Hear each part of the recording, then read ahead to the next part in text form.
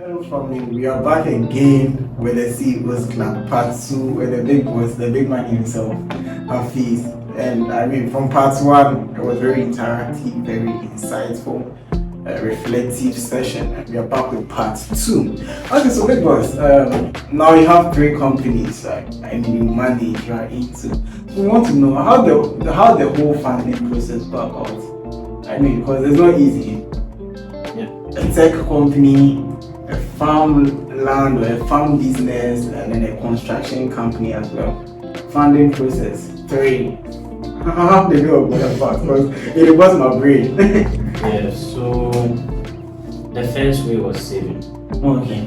The first way was saving. The second way was pitching to close friends, close investors as well. You know, as they always say, try to make good connections. So if someone believes in your dream, the person will give some funding for you to start something. So to start with the tech company, we built everything with just a little money that we have, do the company registration, do this, do that, and all that. We didn't have an office.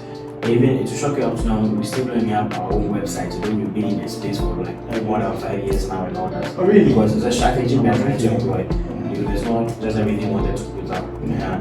Now, with the tech company and all that, what happened was after doing that, I had a very close friend who had a product in mind he wanted to build, and we charged him, and that's how we had our funding for that. So that money, we didn't do hand to mouth.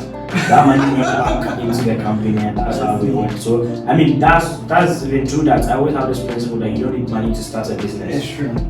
After you go in for some time, you realize that if you have your setup and all those little things, and honestly, it doesn't cost you so much to do the setup and all that. Once you do something small, someone will definitely come to you. That's very true. Or if you come to the real estate aspects and all that as well.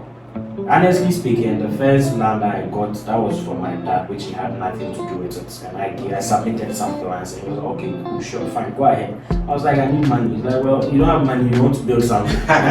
We are not living in a fantasy world. Yeah. So what I did was I gave the idea out to some people. I went on partnership with one of my dad's friends, which he looked at and I gave. So, okay, sure, I'm going to give you this amount of money, use it to build the property, and I get this and that. So right now the profit that got from me also went back into the business. Well, the farms came from my own personal money, but you know, at that point I had something on me, so that's what I used to do. Great. So how important is employees' energy level, let me say their liveliness, to the success of this organization?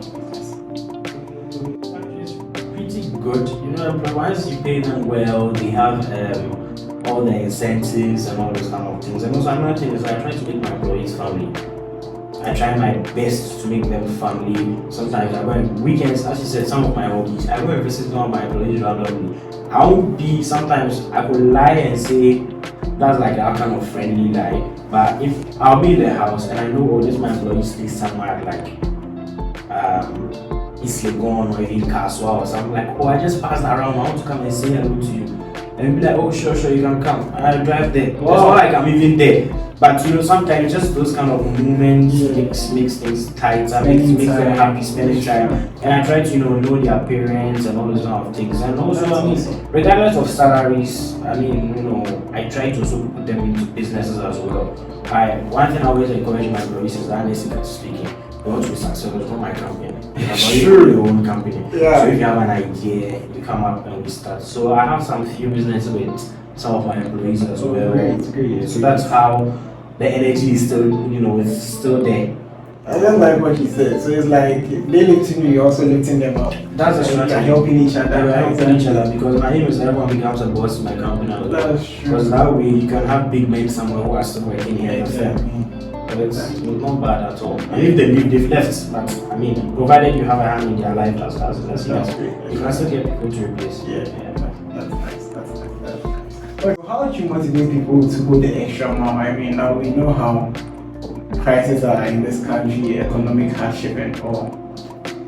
Yeah, but I tell people they look at me. I always tell people I'm a retard. I'm nobody. So if I am making it, then you can also make it. That's true. Yeah, because I see people, as I always say, I just thought, look at me, I'm nothing. If I've made it down, you can also make it. That's one of the first things I always tell people. And I tell people that, eventually you don't want to work for somebody at the end of the day. Look at this kind of stress. You want to wake up by 4:30 a.m. in the morning, Listen. do all those kind of things, go to work. You don't even get a chance to spend time with your family. And low keys, because people are employees, that's why they have a lot of problems back at home. You know, right? Their wives or even their women or their girlfriends or whatever, they will not even get a chance to spend more time with them. I like what you That's said. how we come with the phrase. Yeah, you know, that's how we come with the phrase fear women, all those stuff. But you're not even there to even check up, so you even know what's going on. So there's a lot that really goes into. But if you are your own boss, you know, and I know, you know, eventually you always have, you know, everything that's in your hand. So, but one of the things I tell people is that, bro, I'm making it. Why aren't you making it? Because me, I'm nobody. That's great. That's great. So in your journey becoming a CEO, what were some of the challenges you faced? Yeah, the biggest challenge, as I said, funding. Okay. Getting money was very, very difficult. The kind of strategies you need to employ. Sometimes even pitching the idea to somebody. I could usually work for the person for like a month, kissing their ass. When I say kissing their ass, I go and fill their own gas cylinders. I go and pick their kids up from school. Wow. They ask people come over and get some groceries. Sometimes 12 a.m., 1 a.m. I'm at their house trying to help them type something. Someone says their visa application, their children is different issues. Trying to get so close as possible to them. It's like you're going to do contract killing in the movies and all that. You get so close to the person. So many sacrifices. Exactly, a lot of sense. So that's the same thing, you know. I try to make as much sacrifice as possible. Sometimes I also try to gift them something. You know, maybe there was this fresh fish, or you know, there's elderly people, they don't really like, I mean, I'm not at the level to buy someone a Rolex watch. Those kind of things, you know. Even if I'm at that level, I mean, we should take a chill there. But it's more about the little things. People really appreciate the little things. That's something we really don't see. So just getting them some food from somewhere that's really cool, and it's enough to get close to the person. It's more about the funding. Also, another thing is getting the right people to work with. That's another stressful aspect as well. To get someone who really understands that, hey, what we are doing is to your benefit. It's not even really to my benefit at the end of the day. At the end of the day, the truth is that if you own your own company, you're not paying yourself so much money.